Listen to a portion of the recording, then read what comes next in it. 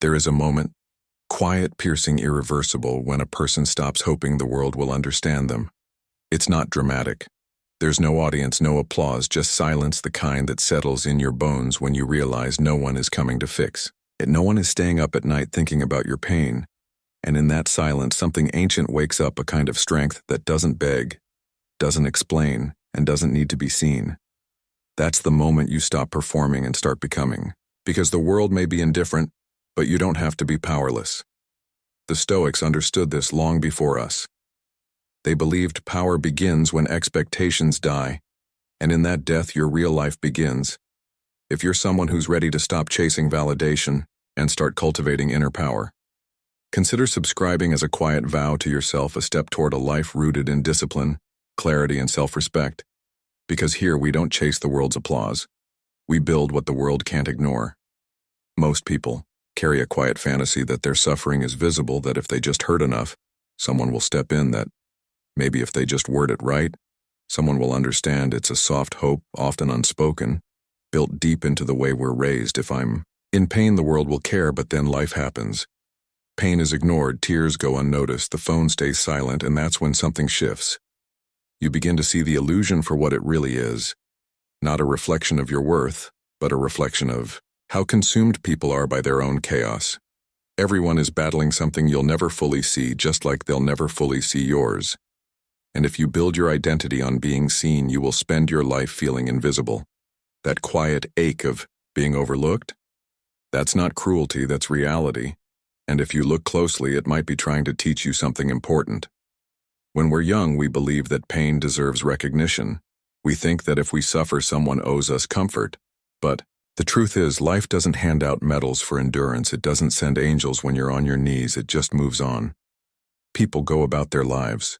Friends forget strangers, scroll not out of malice, but because they're drowning in their own problems. That might sound harsh, but harsh doesn't mean untrue. And here's the strange twist: that realization, painful as it is the first step toward becoming free. Because once you stop expecting the world to respond to your pain, you stop waiting. You stop freezing your life in hopes that someone will notice you're stuck. You begin to move for reasons that have nothing to do with applause. Carl Jung once said, "The world will ask you who you are, and if you don't know, the world will tell you." But what he didn't say, what you learn through experience, is that most people don't ask because they care. They ask so they can fit you into a box that makes sense to them. They don't see you. They see their idea of you. And when you stop performing for that gaze, you finally start living for something real. There's a kind of sorrow that comes with realizing you're not the main character in anyone's story but your own. It's not rejection. It's simply gravity. No one owes you understanding. No, one is required to hold your hand through the fog, and while that can make the world feel colder, it also makes your inner world burn brighter, because now you're the one lighting the fire, no more waiting for someone to read between the lines of your silence, no more hoping that your quiet breakdown will be noticed and gently mended by someone who just happens to get it. You get it now, and that changes everything. That disappointment, the one that used to sting, becomes something else. It becomes clarity. And clarity is the first real freedom. This is where the Stoics found their strength, not in being untouched by pain, but in refusing to outsource their healing. Marcus Aurelius reminded himself daily, "Do not waste what remains of your life in speculating about your neighbors." In other words, stop hoping someone else will see your wounds and name your value. The more you focus on being seen, the less you see yourself. And ironically, the more invisible you become. You become noise in someone else's life rather than signal in your own. But when you finally let go of the hope that others will witness your suffering and give it weight, that's when you begin to build something indestructible, not because you're harder, but because you're clearer. You start noticing how much of your identity was shaped around being seen around. The belief that someone somewhere should care, and when they didn't, you took it personally. But here's the truth: no one likes to admit. Just because people don't care doesn't mean you're unworthy. It just means they're human, flawed, overwhelmed, distracted, just like you. The game was never about being seen. It was about waking up to the fact that you were always watching. You've been the one living inside your mind this whole time. You've been the only witness to the full weight of your thoughts. That's not a curse, that's a gift, because it means you are the one with the power to change your narrative. Not them. You. There's power. In being unseen, there's clarity in walking without needing an audience. Epictetus said, "Don't explain your philosophy, embody it." And that's what happens when you stop hoping to be seen. You start becoming not for attention, not for recognition, but because something inside you refuses to stay small. The pain that once felt unbearable becomes your blueprint. The silence that once haunted you becomes your teacher. The solitude that once scared you becomes your home. And when that shift happens, you no longer need to broadcast your wounds, you just carry them differently. Not as a burden, but as proof that you kept going. So maybe being overlooked wasn't the tragedy you thought it was. Maybe it was the beginning. The slow, quiet death of illusion, and the birth of something real. Something solid, something that no longer seeks validation because it's too busy. Building something permanent. You don't need to be seen to become something great. You need to see yourself clearly. Honestly, without decoration, that's where everything changes. That's where your real life begins when no one listens. Something unexpected happens. You start listening to yourself. Not the surface voice, the one that echoes what others expect from you, but the quieter, one underneath, the one you've ignored because it wasn't loud enough to compete with the noise of the world. But in the absence of applause, silence grows roots. You begin to hear your own thoughts more clearly, not as background noise, but as guidance. It's strange, at first uncomfortable. Even you're used to checking your reflection in the eyes of others, but when those eyes turn away, you learn to see yourself from the inside. And that's when something shifts. You begin to move differently. Not because someone told you to, not because someone believed in you, but because you decided to show up without witnesses, without cheerleaders, without someone holding the door open. Self-reliance doesn't arrive in a burst of confidence. It arrives slowly. Often disguised as loneliness. You wake up one day and realize no one's checking in. No one's asking how you're doing. And instead of falling apart, you start building. You begin taking yourself seriously. Not because others do, but because you've grown, tired of waiting. How many times have you paused your growth hoping someone would give you permission to continue? Hoping they'd say it's the right time, the right move, the right direction. But what if that permission never comes? What if no one ever says you're ready? Would you stay frozen forever? Or would you finally claim the authority that was always yours? That's where real power begins, not in being chosen, but in choosing yourself. The world teaches us to seek validation like it's oxygen. But the Stoics knew that peace isn't found in popularity. It's found in discipline. Epictetus said no person is free who is not master of themselves. Freedom doesn't come from being supported. It comes from knowing that even when you aren't, you will continue that. Even when the room is empty, you'll do the work anyway, and not out of bitterness, but because the work matters, because you matter. When you understand that showing up stops being a performance, it becomes an act of self-respect, and in that quiet, a new relationship forms, not with the world, but with your own mind. You begin to trust it more. You ask it what it needs. You listen to the fatigue in your body, the pull in your gut, the fire behind your chest. You stop outsourcing your intuition. You stop living reactively. Carl Jung once said, "Who looks outside dreams, who looks inside awakes." That awakening doesn't feel like a dramatic breakthrough. It feels like subtle, consistent decisions that build a foundation under your feet. You start keeping your promises to yourself. You go for the walk, you write the words, you say no when something drains you. These aren't loud acts, but they build something no one can see from the outside. Trust. And trust in yourself is the currency of freedom. There's a quiet kind of strength that develops when you realize you are your own backup plan, when the silence doesn't scare you anymore, when you don't need to announce your every move or explain your every feeling, when you don't beg for someone to notice that you're trying. Because you know the effort you're making. You know the storms you've walked through. You know what it took to still be here, choosing growth instead of collapse. That's not arrogance, that's integrity. You're no longer performing for the world, you're becoming for yourself. There will still be moments of doubt, moments when you wish someone would say, "I see you." But now you don't depend on it. You no longer fall. Apart in its absence, you carry yourself with the quiet awareness that you've earned your own respect. And that's rare. That's what makes people pause when you enter a room. Not because you demanded attention, but because your energy says, I don't need it. Seneca once wrote, "The greatest empire is to rule oneself, and ruling yourself doesn't look like perfection. It looks like consistency in the face of invisibility. It looks like doing what matters, even when no one applauds. It looks like holding your standards high even when no one is watching. When you build from that place, you're no longer dependent on external structure. You become the structure. You don't collapse when someone pulls away. You don't unravel when someone misunderstands. You because your foundation was never built on their understanding in the first place.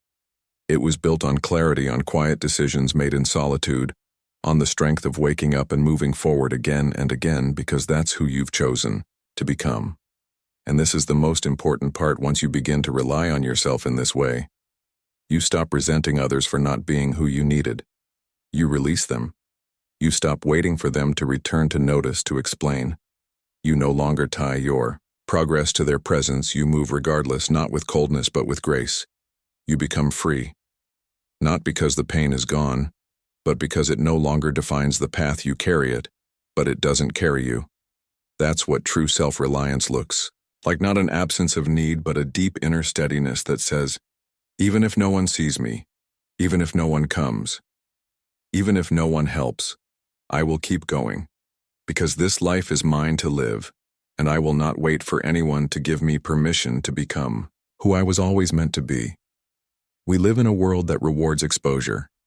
Every feeling must be shared, every wound displayed, every moment of struggle turned into something others can comment on. The more visibly broken you are, the more attention you receive, but not all attention is healing.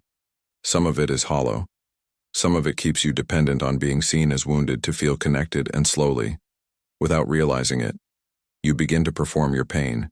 You start editing your suffering, packaging it for sympathy. You turn real emotions into content, thinking it will bring you closer to others, but it doesn't. It just makes your healing public property. What was once sacred becomes consumed. What was once your inner world becomes a storyline for others to follow and forget. There's a difference between honesty and emotional performance. One comes from depth, the other from habit. One is quiet, the other rehearsed, and most of us were never taught the difference. We confuse expression with healing. We think that just because we talk about it, we've worked through it, but sometimes the more you speak of a wound, the more it stays alive. Not everything needs to be narrated. Some things need to be felt, endured, integrated in silence. The Stoics weren't emotionless, they were composed. They believed in feeling deeply, but without letting those feelings control the trajectory of their lives. Marcus Aurelius in his Meditations wrote, "Be like the cliff against which the waves continually break, but it stands firm and tames the fury of the water around it." He didn't mean suppress emotion. He meant, don't let it become a performance.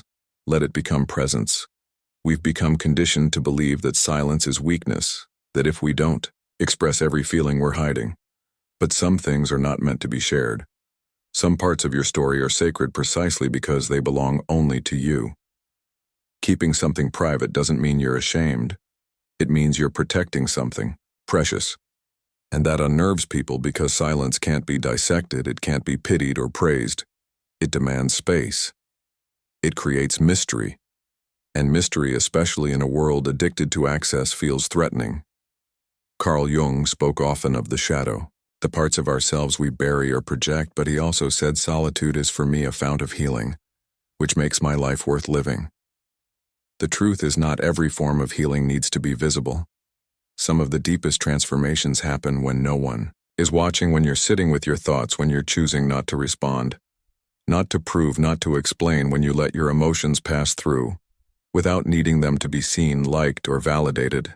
That's not suppression, that's sovereignty. It's easy to mistake the loud for the strong, but strength isn't always loud. Sometimes it's quiet and still and completely uninterested in being understood. You don't have to prove your growth. You don't have to narrate your healing in real time.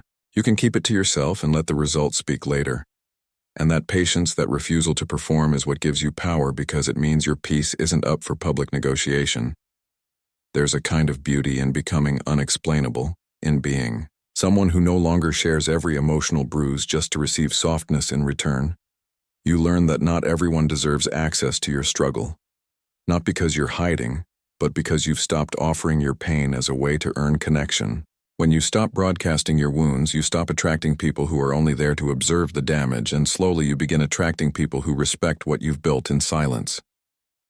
Seneca said, "No man is more unhappy than he who never faces adversity, for he is not permitted to prove himself. But once you've faced adversity and grown from it, you don't need to display the scars to justify your strength. You don't need to keep reopening wounds to remind others of what you've endured. You've proven it to yourself, that's enough. The moment you realize your emotions are not a currency for attention, you stop spending them so carelessly. You start guarding your inner life like something rare because it is. And in that guarding you, find clarity. You start to realize how much energy was spent explaining what didn't need to be explained. You feel how much power was lost in asking to be understood by people who didn't have the depth to understand themselves. You watch how the crowd celebrates vulnerability but forgets to mention that real vulnerability isn't exposure. It's discernment. It's knowing when to speak and when to remain silent. It's choosing who gets to see the real you and who only gets the surface. You don't need the world to validate your emotions for them to matter. You don't need to turn your pain into art just to justify why it hurts. You can hold that pain quietly. You can heal without display. You can grieve without an audience. And when you do, something incredible happens. You stop fearing the silence. You begin to feel at home inside it, because it no longer feels like abandonment. It feels like return, a return to yourself. A return to what's real.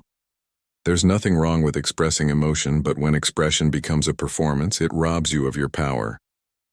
Sovereignty begins the moment you choose presence over performance, the moment you stop explaining yourself. To feel safe, the moment you realize your peace isn't fragile. It's forged in solitude, and when others can no longer predict you through your emotional patterns, they start to respect the depth they can't access. Not because you became colder, but because you became wiser. You don't owe anyone a front row seat to your healing, and you don't need to bleed in public to prove you're human.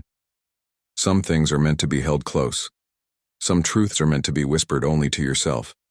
That's not hiding, that's maturity. And in a world that glorifies noise, that kind of quiet becomes its own form of rebellion, its own form of freedom. Rejection feels personal, because it touches something primal in us, the need to belong, to be seen, to be accepted, as we are. But often what feels like rejection is actually redirection. You weren't dismissed because you lacked value. You were pushed aside because your depth couldn't be digested by shallow eyes. Your silence was mistaken for absence, yourself. Containment for coldness. You were misunderstood. Not because you failed to express, but because you carry a frequency most people aren't tuned to. That doesn't make you wrong. It makes you rare. The world, for the most part, doesn't recognize nuance. It celebrates what's easy to label, easy to consume, easy to predict. So when you don't fit into those neat boxes, you become inconvenient, and in a world rushing to categorize, inconvenience is often discarded before it's explored. It's easy to internalize. That is a flaw, to think if I were louder, if I smiled more, if I softened my edges, maybe I'd be accepted. But that's the trap. The belief that your value lies in being legible to others. You weren't made to shrink into their comprehension. Carl Jung wrote, "The privilege of a lifetime is to become who you truly are not, who others can easily understand, not who fits the mold, but who you are when no one is watching, and you've stopped trying to be approved." That kind of authenticity often comes at the cost of comfort. It invites misunderstanding. It requires solitude, but it also creates space for a deeper kind of transformation, one that isn't driven by applause, but by alignment. There comes a point when you stop interpreting rejection as loss and begin to see it as clarity. Every person who overlooks you, every space that doesn't welcome you, every silence that follows your presence, it all reveals something, not about your worth, but about where your energy doesn't belong. That insight is priceless. It saves you years of self-doubt. It teaches you to invest where you're valued, not just tolerated, and once you learn that, you stop chasing explanations. You stop wondering why someone didn't choose you. You realize that not Being chosen was the blessing because it gave you back to yourself. There's a quiet revolution that begins when you stop trying to be understood. You begin to redirect all the energy you used to spend on being seen into actually building something that doesn't need to be explained, something that stands on its own. A body of work, a lifestyle, a discipline. You shift from emotional scarcity, constantly trying to prove your worth, to psychological sovereignty, where your existence is no longer up for debate. That's where your center of gravity moves inward. You're not moved by approval or rattled by dismissal. You become grounded and grounded. People are magnetic, not because they seek attention, but because they carry something, stable in a world that spins too fast. People will still misread you. They'll create stories to make sense of your quiet, your ambition, your boundaries. Let them. You're not responsible for correcting every false narrative. Marcus Aurelius said, "The opinion of 10 men is of no value if none of them know anything about the subject. You are the subject, and most people don't know you." Not really. They see glimpses, fragments. They project, assume, simplify. And while that used to bother you now, you see it for what it is: noise. The moment you let go of the need to correct the noise, your focus sharpens. You get more done. You sleep deeper. You move cleaner. Because now your life is no longer built around being perceived correctly. It's built around being lived truthfully. There's immense peace in that. You stop wasting energy explaining your process, your priorities, your silence. You don't justify why you've gone quiet. You don't explain why you walked away. You don't decode your boundaries. You just live them, not as a defense, but as a natural extension of self-respect. You become someone who moves with conviction, not commentary. And over time that creates distance, not between you and others, but between you and the noise that once clouded your mind. Rejection becomes revelation when you realize it didn't shrink you. It sculpted you. It showed you where not to go, who not to become, what not to settle for. Every door that closed clarified the direction. Every silence refined your voice. Every betrayal deepened your discernment. What once felt like exile now feels like space, to build space, to breathe space, to finally become not someone acceptable, but someone undeniable. And this shift, this movement from wanting to be seen to choosing to become, it changes everything. You stop speaking to be heard and start speaking to build. You stop walking into rooms to prove your worth and start walking into rooms already knowing it. You stop asking if you're too much, too quiet, too intense, and start asking if the space is too small for your truth. You stop apologizing for your depth and start protecting it. That's not arrogance, that's arrival. So if you've been overlooked, let it be your initiation. If you've been misunderstood, let it be your turning point. You're not here to explain yourself into someone's comfort. You're here to become someone whose presence rewrites the room, and that begins when you finally understand. Rejection isn't the end of your worth. It's the beginning of your clarity. People talk about loneliness as if it's something to escape from, as if the absence of others means the absence of worth. But solitude, when chosen with intention, is not isolation, it's transformation. It doesn't shrink you. It burns away everything that doesn't belong. At first it feels like silence, a heavy echoing silence where the noise of the world fades and only your own thoughts remain. But slowly that silence sharpens. It becomes a mirror that doesn't lie. And what you see there in the absence of distraction is not your weakness, it's your foundation. Solitude doesn't destroy you. It reveals what was always there underneath the noise, the craving for approval, the impulse to please, the subtle performances you didn't even know you were giving. Those things begin to melt away in the furnace of being alone, and in their place, something harder forms, something real. It's in that stillness that you begin to meet yourself honestly, not the version of you curated for others, not the identity shaped by expectation or obligation, but the raw material of your mind, your values, your fears. And for many people, that's exactly why solitude is so terrifying. Because when there's no one left to impress, no one left to chase, you're finally left with the truth. No performance, no edits, just you. And while that might feel like loss at first, it's actually the beginning of freedom. Epictetus wrote, "It's not things that disturb us, but our judgment of them in solitude.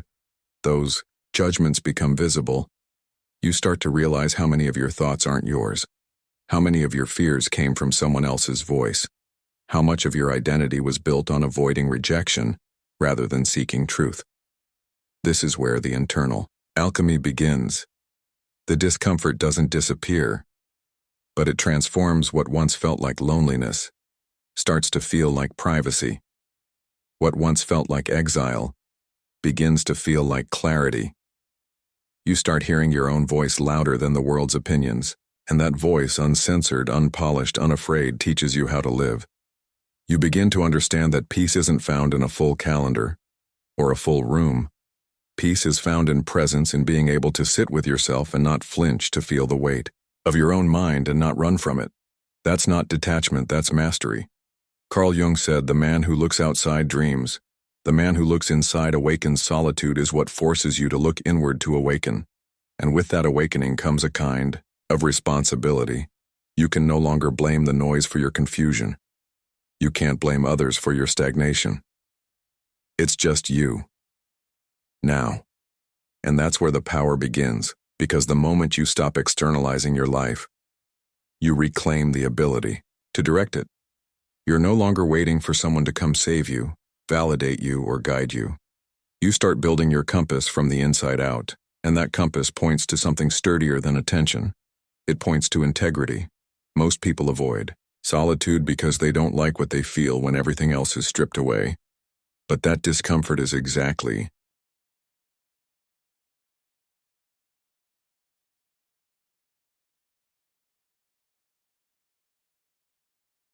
what makes the process necessary. You don't become strong by avoiding yourself. You become strong by confronting what's unhealed, unclear, and uncertain, and doing so without an audience.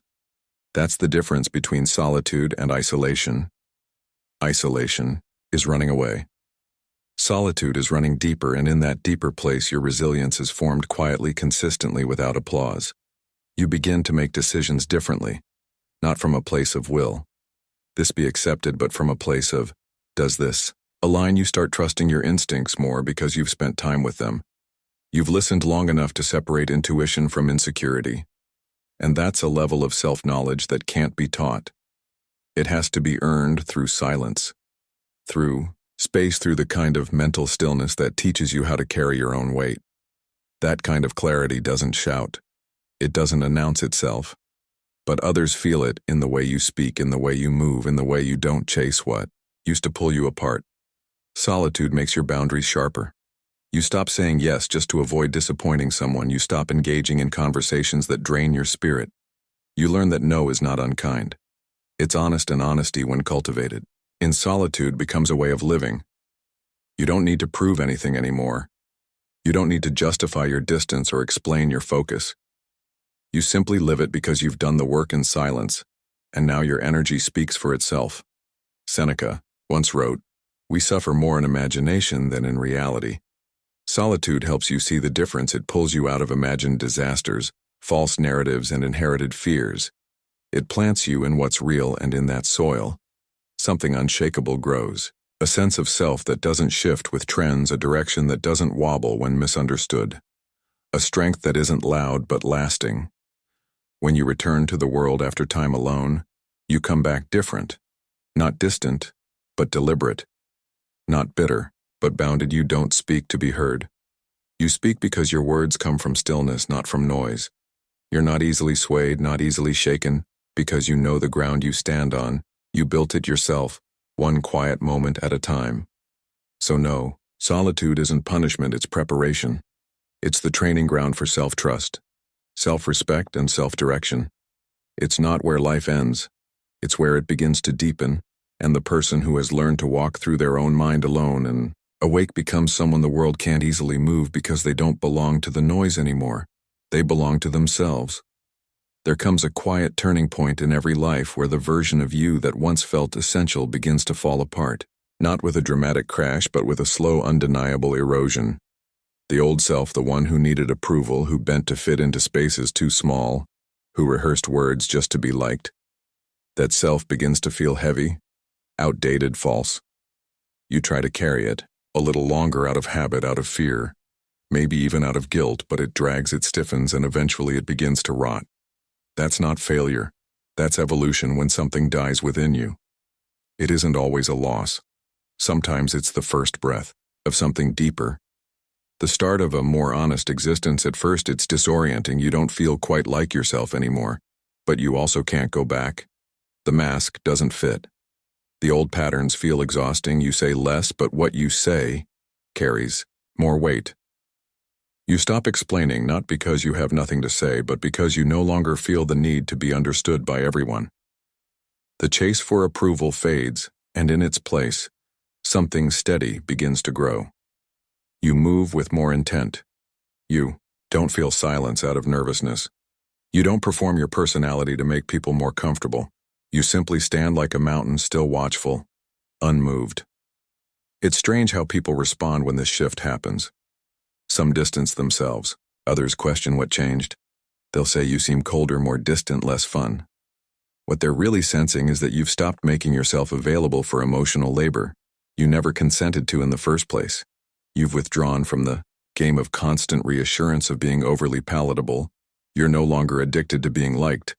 And that absence makes people uncomfortable because now they can no longer predict you, and unpredictability in someone who once conformed feels threatening to those still clinging to old versions of who you were.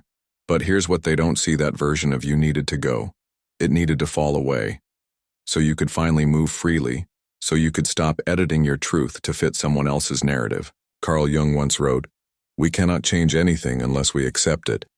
Condemnation does not liberate it. Oppresses you. Didn't kill your old self out of hatred. You outgrew it out of truth. You stopped condemning your need for space, your desire for solitude, your craving for a simpler, quieter strength. And in that acceptance, the old self was released not as a punishment, but as a rite of passage. You don't need to explain this process to others. The people who truly understand won't ask, and those who don't were never meant to walk with this next version of you anyway. You start to notice who respects your silence and who only knew you for your noise. You realize who valued your essence and who only loved your accessibility. That clarity is painful but necessary. It separates the seasonal from the lifelong. It refines your circle.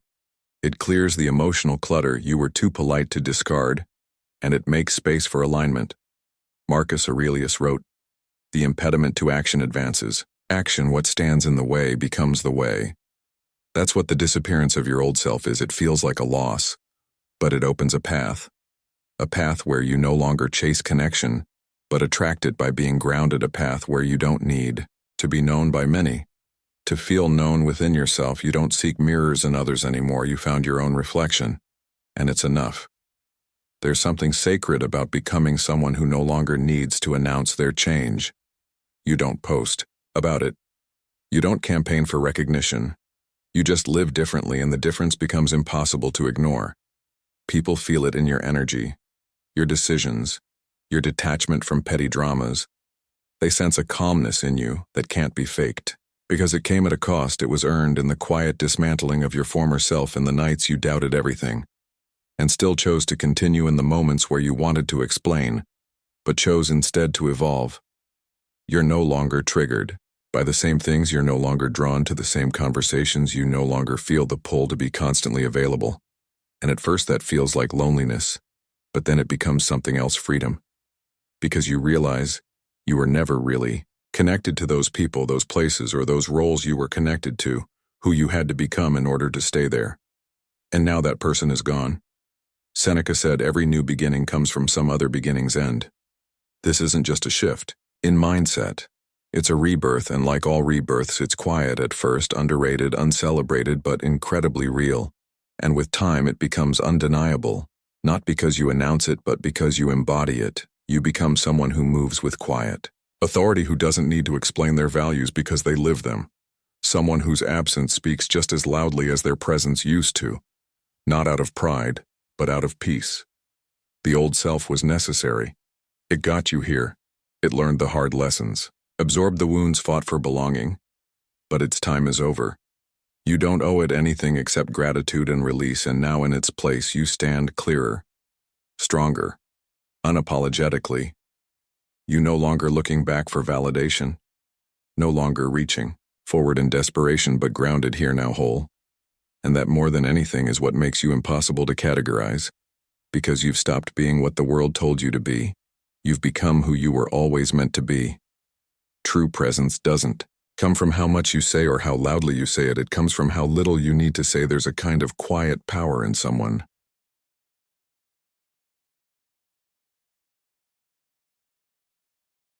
who has stopped seeking validation, a kind of weight in their stillness. You feel it when they walk into a room and don't try to control the space. They simply are. They don't need to announce their presence because their energy carries it for them.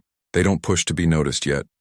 They're the one people watch. It's not arrogance, it's not performance, it's the confidence of someone who's no longer hungry for permission to exist in a world obsessed with appearances. That kind of restraint is rare, and because it's rare, it's magnetic. You begin to realize that real strength is quiet, not hidden but uninterested in performance. It's the product of someone who has met their fear and sat with it. Someone who has walked through pain without turning it into a show. Someone who doesn't need to posture or puff up, because they're not operating from a place of insecurity. They've already faced the abyss and came back without needing to prove anything to anyone. Carl Jung once said, "A man who has not passed through the inferno of his passions has never overcome them." When you've done that kind of internal work, it changes how you move. It changes how you speak, or how often you choose not to. Because now, silence becomes a statement. You stop reacting to every opinion. You stop defending your every move. You let go of the compulsion to clarify yourself to those committed to misunderstanding. You not out of apathy, but out of alignment. You understand now that if someone doesn't feel your value, no amount of words will make them see it. And if someone does feel your value, you won't have to convince them. So you conserve your energy. You speak only when it matters. And when you do speak, people listen.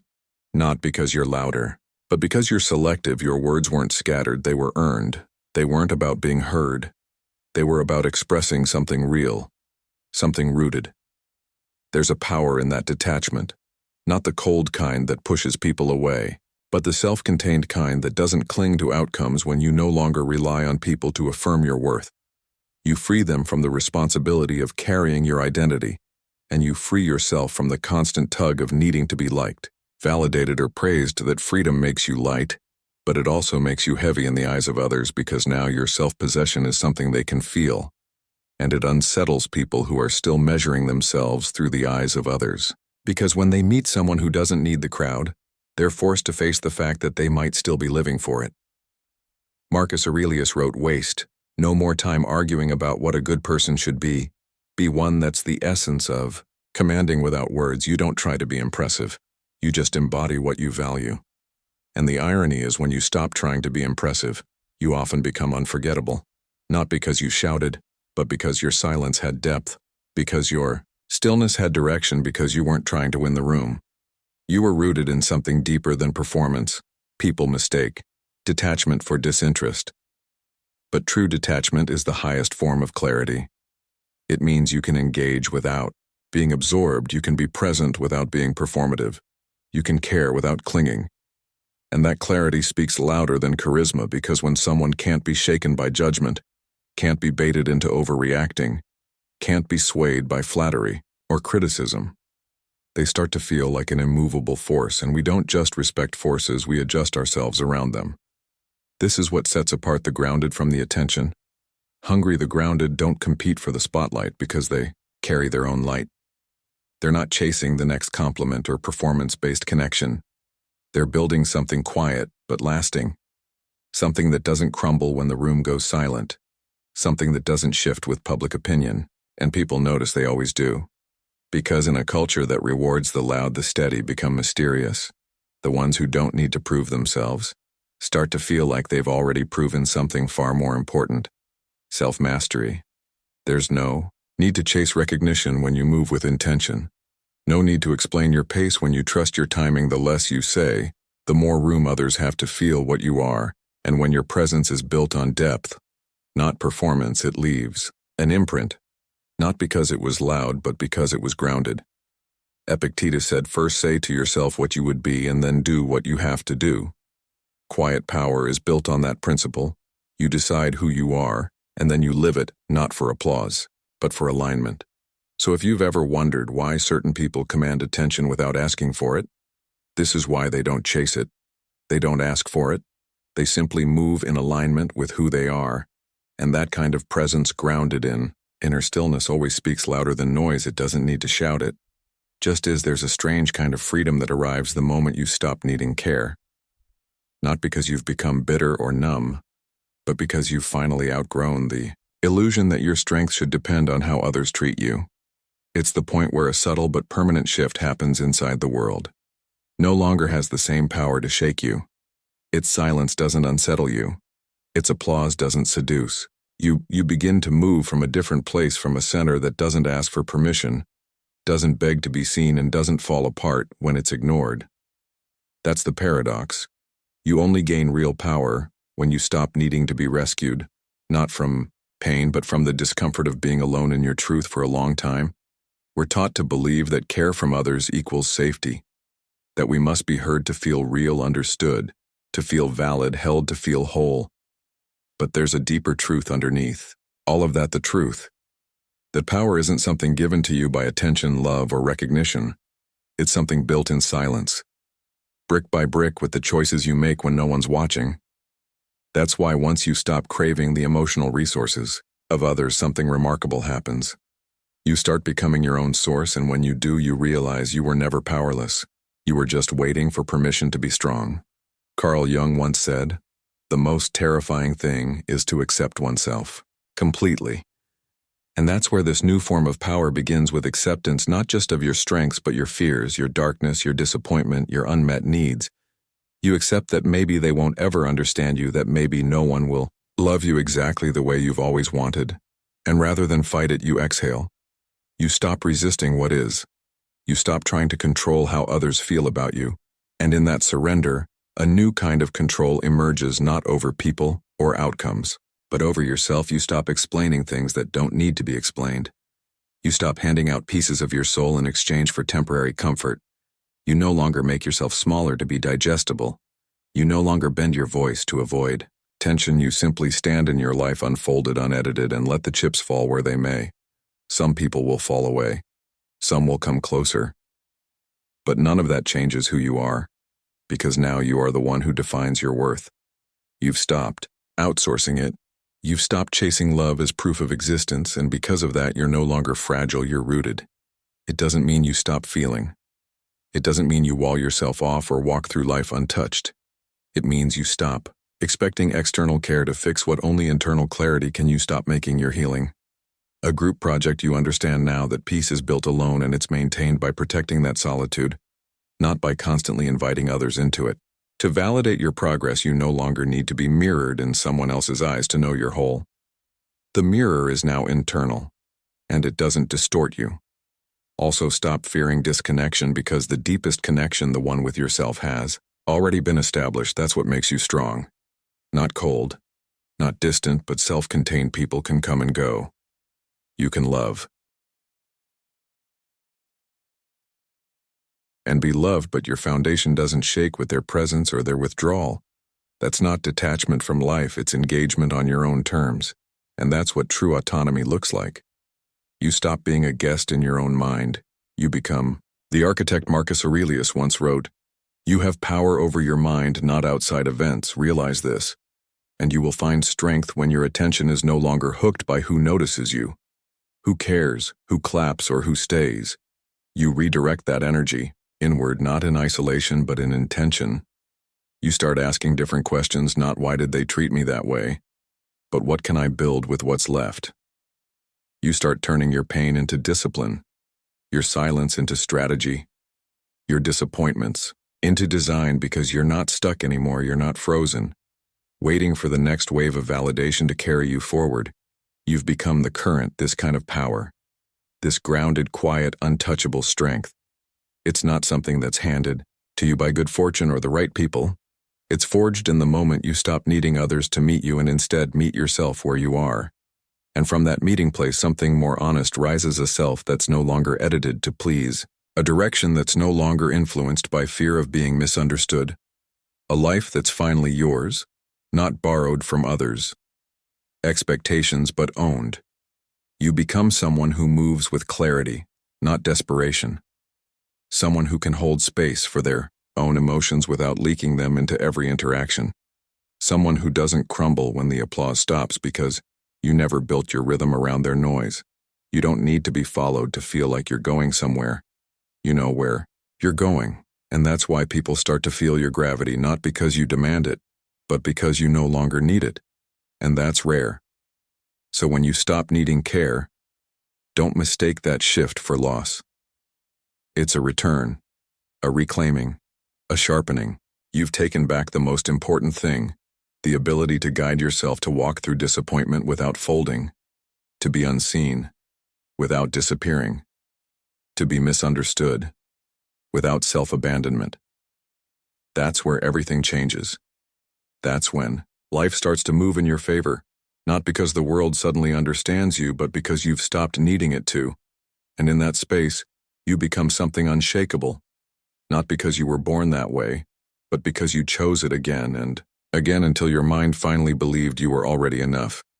You don't need to be seen to become powerful. You don't need to be understood to become whole. The moment you stop waiting for the world to care is the moment you begin to shape yourself into something it can't ignore, quietly, fully, unapologetically. Thank you for walking this path with me today and for being a part of Stoic Journal. If this message spoke to you, there's another video on your screen right now that will take you even deeper. Watch it next. Keep building, keep becoming.